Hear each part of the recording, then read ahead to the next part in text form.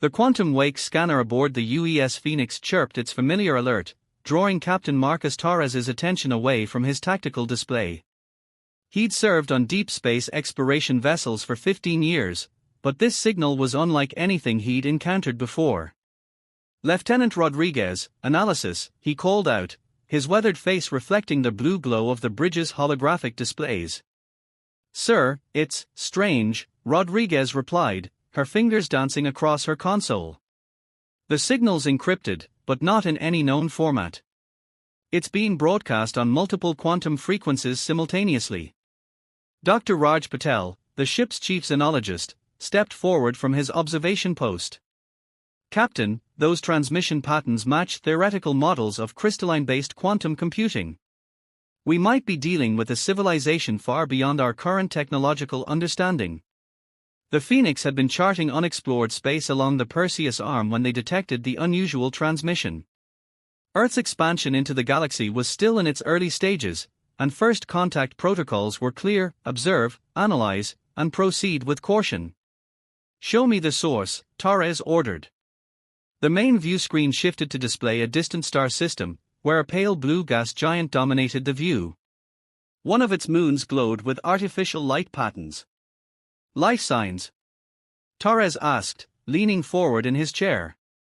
"Massive energy signatures," Lieutenant Commander Olivia West reported from Tactical. "But they are fluctuating wildly. Either their power grid is highly unstable, or..." She paused, rechecking her readings. "Sir, these patterns are consistent with weapons fire." Torres's jaw tightened. Magnification on the moon's surface. The image zoomed in, revealing crystalline spires that seemed to grow naturally from the moon's surface. But between those magnificent structures, flashes of weapons fire illuminated the darkness. Several buildings lay in ruins, their crystalline forms shattered and dark. "We're receiving a transmission," Rodriguez announced. "It's adapting to our communication protocols." On screen, Torres ordered, standing from his chair. The view screen flickered, and a being of translucent crystal appeared. Its form was vaguely humanoid but seemed to shift and flow like liquid glass. When it spoke, its entire body resonated with patterns of light.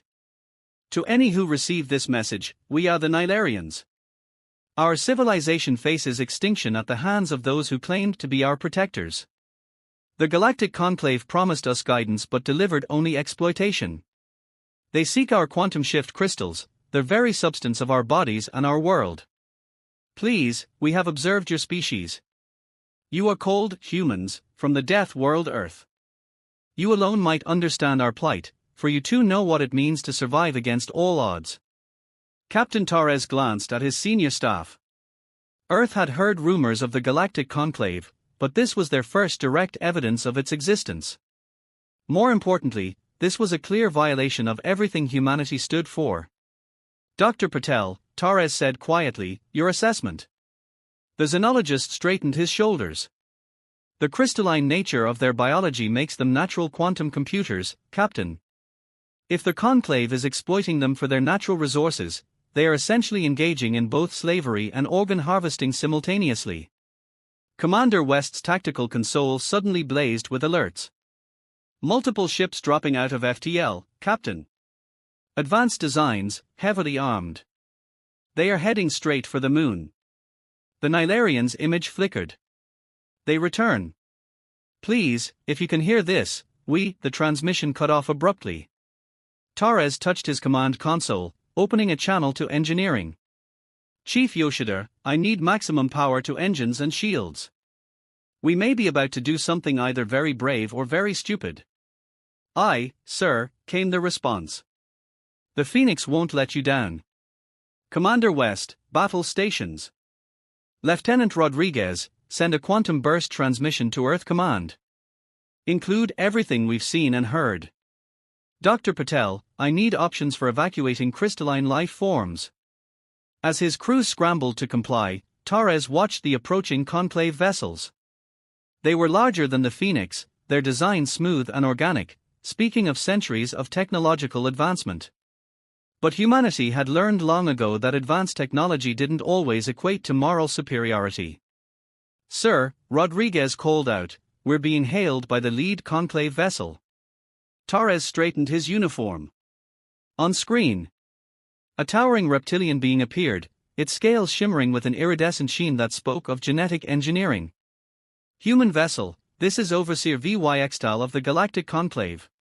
You have entered a restricted space. The beings on this moon are under our protection and guidance. Withdraw immediately." Torres met the alien's gaze steadily. "This is Captain Marcus Torres of the Earthship Phoenix. We received a distress call, and we've witnessed weapons fire on the surface. I'm afraid we'll need more explanation before we consider withdrawing. These primitive crystallines recently experienced an unfortunate civil dispute," Vyxtal said smoothly. "We have arrived to restore order. This is conclave business, Captain. Your species is not yet ready for membership in our organization. Do not interfere in matters beyond your understanding." Torres allowed himself a small smile. "You know, Overseer, on Earth we have a saying, the only thing necessary for the triumph of evil is for good people to do nothing. I'm afraid we've seen enough to know that your kind of protection is something we cannot ignore. You would challenge the conclave." Vyxtal's voice carried equal parts amusement and threat. "Your single ship against our fleet." "If necessary," Torres replied calmly.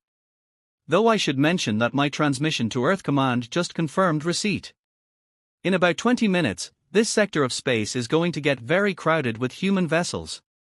The choice is yours, Overseer: withdraw and allow us to assist the Nilarians, or face the consequences of your actions." As if to punctuate his words, the Phoenix's shields hummed to full power, and her weapons arrays charged with a subtle blue glow. Torres knew they were vastly outgunned, but humanity hadn't survived its harsh homeworld by backing down from bullies. The next few moments would determine not just the fate of the Nilarians, but humanity's first true step onto the galactic stage. And Captain Marcus Torres intended to ensure that step would be remembered. The laboratory aboard the UES Phoenix hummed with activity as Dr. Raj Patel and his team worked feverishly to understand the sample of crystal they'd been given. A small group of Nilarian refugees had managed to reach the ship during the tense standoff with the Conclave fleet, bringing with them fragments of their world and their bodies. "This is extraordinary," Dr. Priya Kaur whispered, her quantum microscope revealing patterns that seemed to defy the laws of physics. The young quantum physicist had joined the Phoenix's crew specifically to study anomalous phenomena, but this exceeded her wildest expectations. The crystal lattice doesn't just store quantum information, it actively manipulates probability at the subatomic level. Across the lab, Lieutenant Commander Wei Chang, the ship's science officer, was analyzing data from the surface scans. His usually calm demeanor had given way to barely contained anger. "Captain," he called over the comm, "you need to see this immediately." Minutes later, Captain Torres strode into the lab, followed by their Nilarian guest, Ambassador Kyrain. The crystalline being's form rippled with patterns of deep blue light. What they had learned was an expression of grief among their kind. "Show me," Torres ordered quietly. Wei brought up a holographic display of the moon's surface. "These aren't just mining operations, sir. The Conclave has been systematically harvesting entire sections of the Nilarian city, with their inhabitants still inside." The display showed massive cutting machines carving through crystalline structures that were clearly residential areas.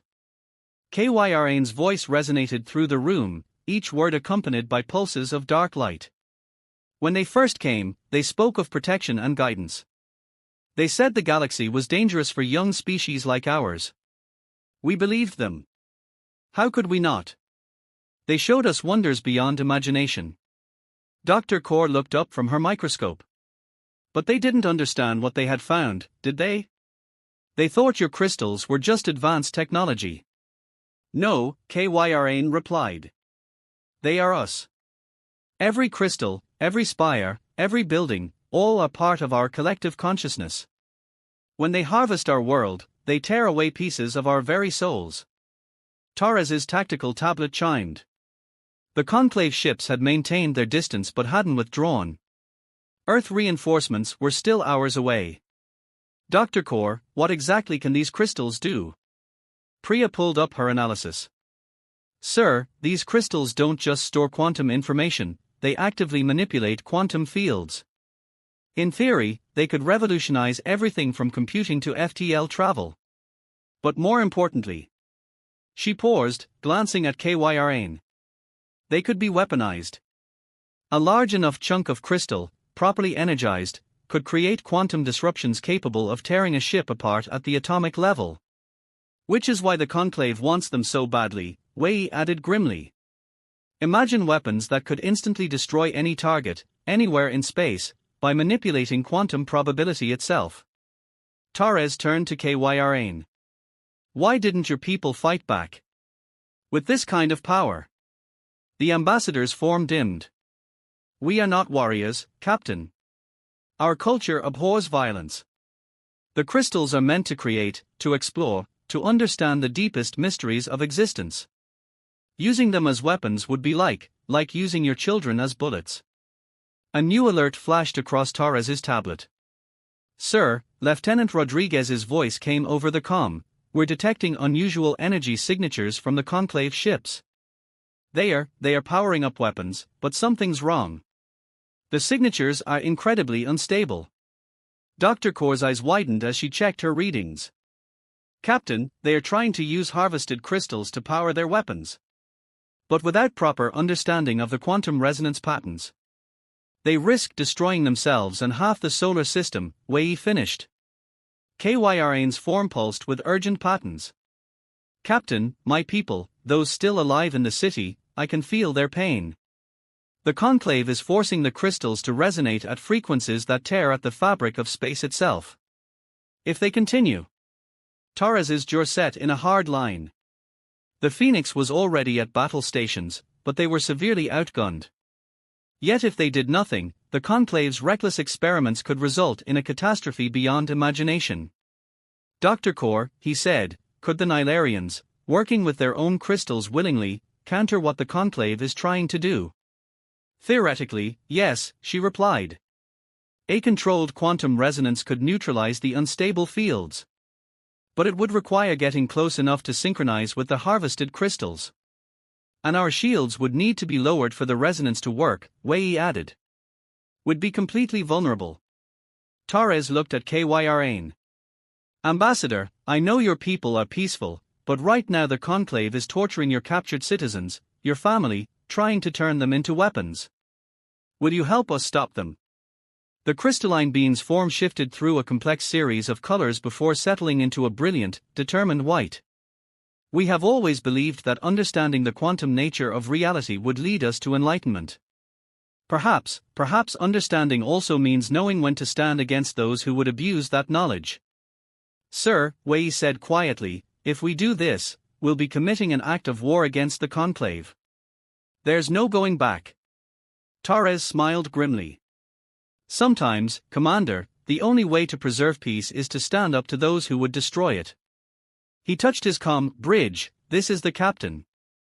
Plot an intercept course with the Conclave fleet. And get me Earth Command. They need to know what we're about to do, and why. As the Phoenix's engines powered up, Dr. Kor worked frantically with Kyrain to calibrate the quantum resonance frequencies. Deep in the crystalline cities below, the remaining Nilarians began to pulse with new purpose, their collective consciousness reaching out to their imprisoned kin aboard the Conclave ships. The next few minutes would determine not just the fate of two species, but the future of galactic civilization itself.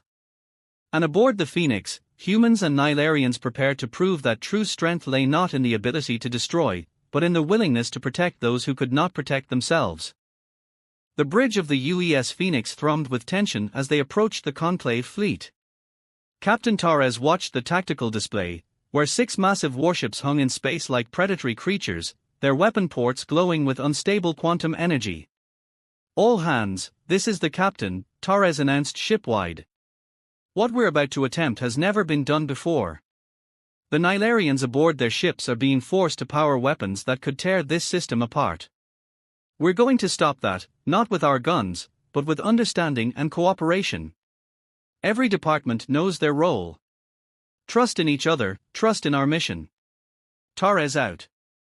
Lieutenant Commander Olivia West monitored the tactical displays with growing concern. Conclave vessels powering weapons. Their energy signatures are becoming critically unstable, sir. They are killing them. Ambassador Kyrane's voice resonated with anguish from his position near the science station. Our people within their crystals, they scream in ways you cannot hear. Dr. Kaur worked frantically at her console, her fingers dancing across holographic interfaces. The quantum resonance pattern is ready, Captain. But we'll need to get within 5,000 kilometers for it to work.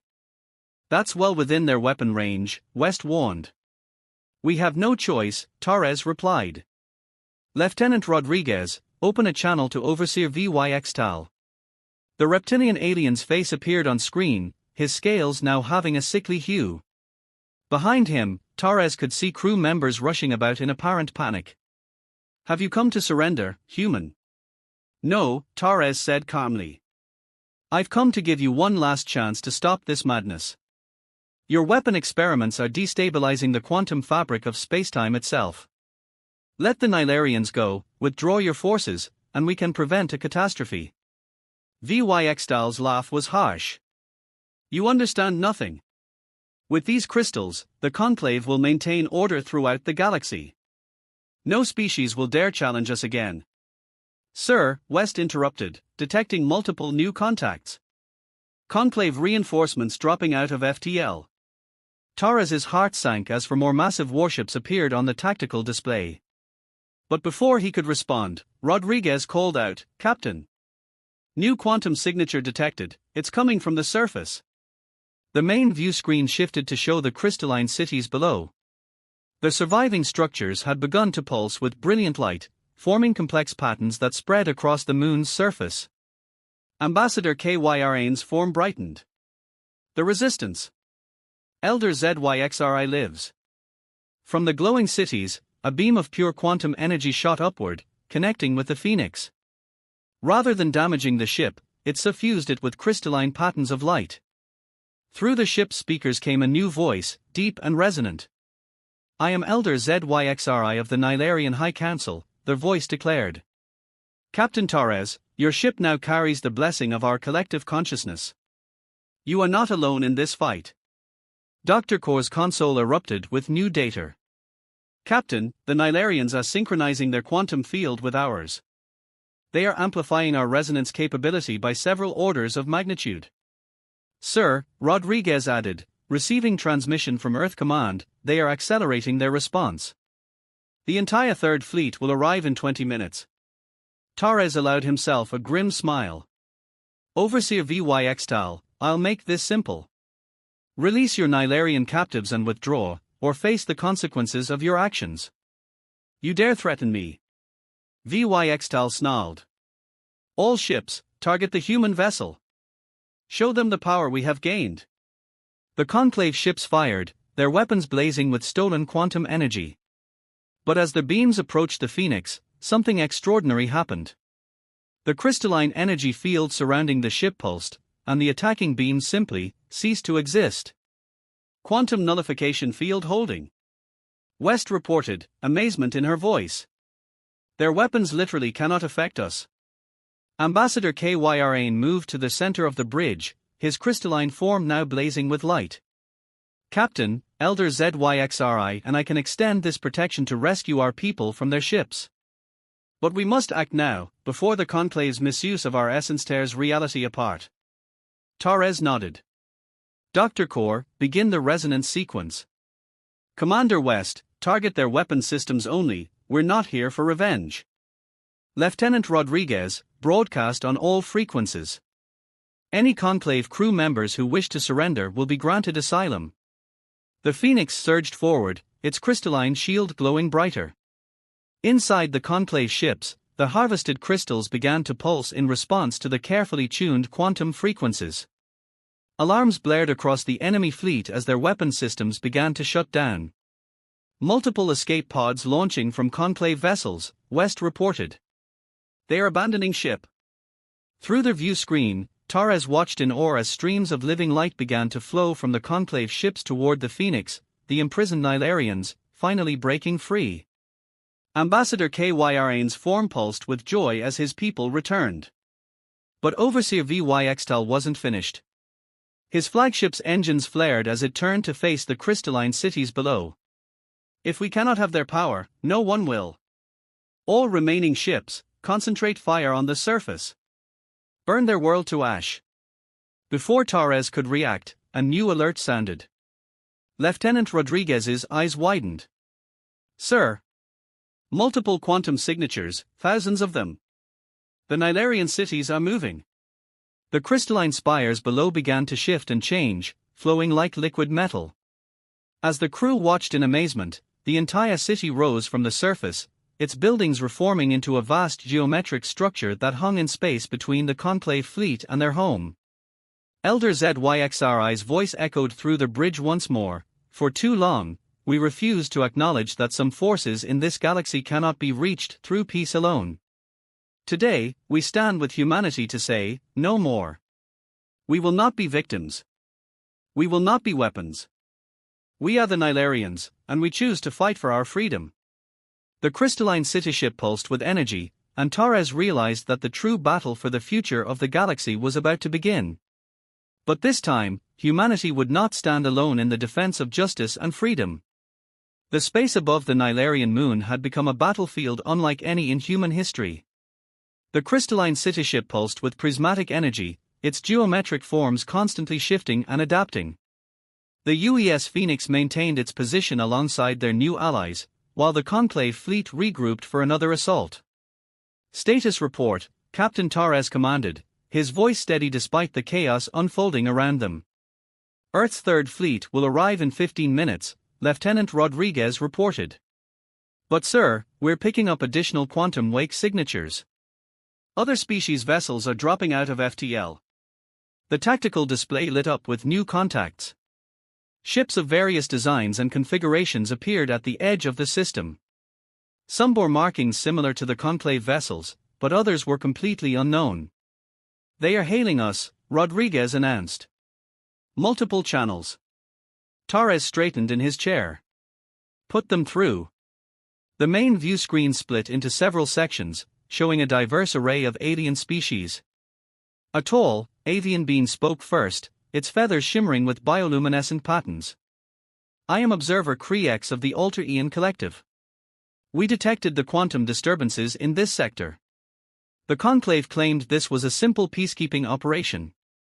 They lied, Torres replied firmly. We have evidence of systematic genocide against the Nilarian people.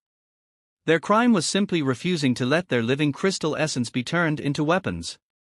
Another figure appeared, a being that seemed to be composed of living plasma contained within an environmental suit. The Conclave's actions violate multiple treaties. We, the Zorax Assembly, have long suspected their protection programs were fronts for resource theft, but they controlled too many key trade routes for anyone to challenge them. Until now, added a third voice, this one belonging to a massive, cybernetically enhanced creature. I am War Chief Dexthor of the Kravenian Empire. We have no love for the Conclave's supposed order. If Earth stands with the Nilarians, the Kravenian Empire stands with Earth. On the bridge of the Phoenix, Ambassador Kyrane's crystalline form pulsed with hope. But before Torres could respond, Overseer VYXDAL's voice cut through their communications. You betraying fools, the Conclave leader snarled. Everything we've done has been to maintain stability in the galaxy. Without our guidance, lesser species would destroy themselves, and possibly all of us with them. You're wrong, Torres countered. The Nilarians have shown us a better way. True stability comes from cooperation, not domination. Real strength lies in lifting others up, not grinding them down. Dr. Kor's voice cut through the tension. Captain. The quantum readings from the Conclave flagship, they are reaching critical levels. They are trying to weaponize all their stolen crystals at once. They'll tear a hole in space-time. Lieutenant Commander Wei warned. The quantum cascade could destroy everything in this system. Elder ZYXRI's voice resonated through the Phoenix's bridge. Captain Torres, we can contain the reaction, but we'll need your help. The Phoenix's quantum resonance technology, combined with our cityship's power, might be enough to create a containment field. But sir, West interjected, that would mean dropping our shields completely. If the Conclave has any conventional weapons left. Torres looked at the tactical display, then at the faces of the alien leaders still watching from the view screen. We'll be vulnerable. Will you stand with us? One by one, the alien leaders nodded. Ships began moving into defensive positions around the Phoenix and the Nilarian cityship. Even those who had been longtime members of the Conclave were turning against Vyxtal's madness. Do it, Torres ordered. The Phoenix's engines powered down as all energy was diverted to the quantum resonance generators. The crystalline cityship began to glow with increasing intensity, its geometric patterns aligning with the frequencies being broadcast from the human vessel. Conclave flagship's core is going critical. Wei reported. Quantum cascade beginning. Space itself seemed to twist around Vyxtal's ship as the stolen crystals reached their breaking point. But as the cascade began, it met the combined quantum field generated by human technology and Nilarian crystal consciousness.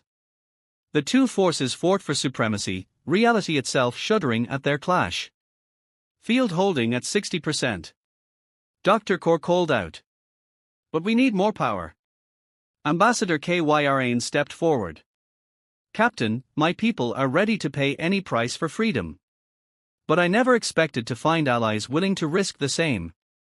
Whatever happens next, know that humanity has proven itself worthy of the stars. The ambassador's form began to glow brighter, and across the system, every freed Nilarian crystal joined in resonance.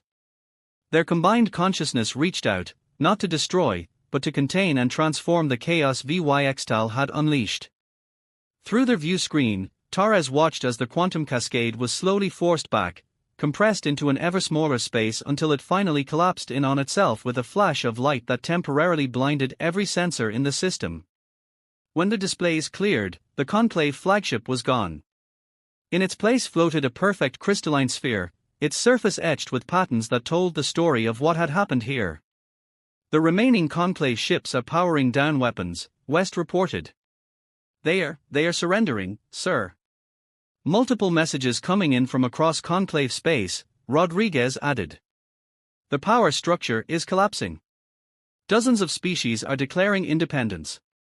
Torres stood slowly, looking at the alien leaders whose ships now surrounded them protectively. Then perhaps it's time we all talked about building something better. Not an empire, not a system of domination, but a true coalition of equals. As if in answer, the first ships of Earth's Third Fleet began arriving, their weapons powered down but ready. Humanity had come to the stars prepared for war, but found instead an opportunity for profound change. The age of the Conclave was over. The question now was, what would take its place? 3 months after the Battle of Nilaria, the crystalline cityship had been transformed into something unprecedented, the galaxy's first truly neutral diplomatic ground.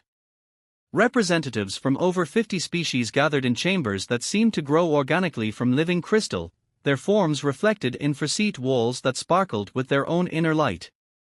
Captain Torres stood at one of the observation platforms, Earth's blue-white sphere visible in the distance. The cityship now orbited humanity's homeworld, a symbolic gesture that hadn't gone unnoticed by the galaxy's powers.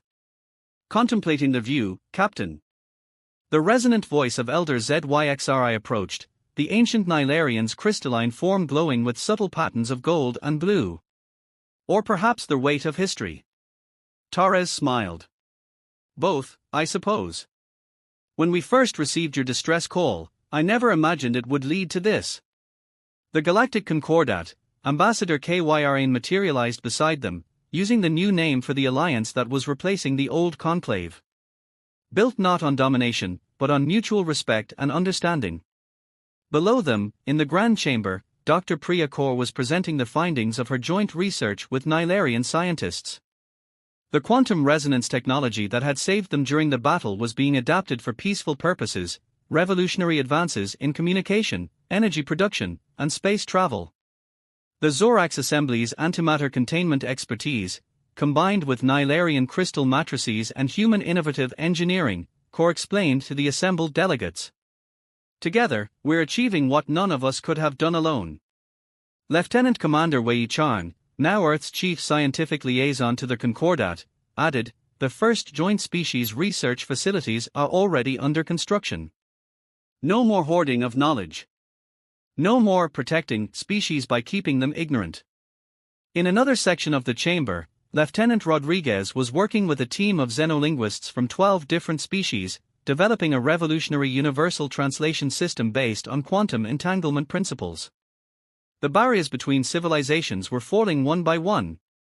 Not everyone is happy with the changes, Torres noted, watching a group of former conclave hardliners who sat rigid and uncomfortable in their seats. There are still those who believe in the old ways. There always will be. A new voice joined them. War Chief Dexthor of the Kravenian Empire approached, his cybernetic enhancements gleaming.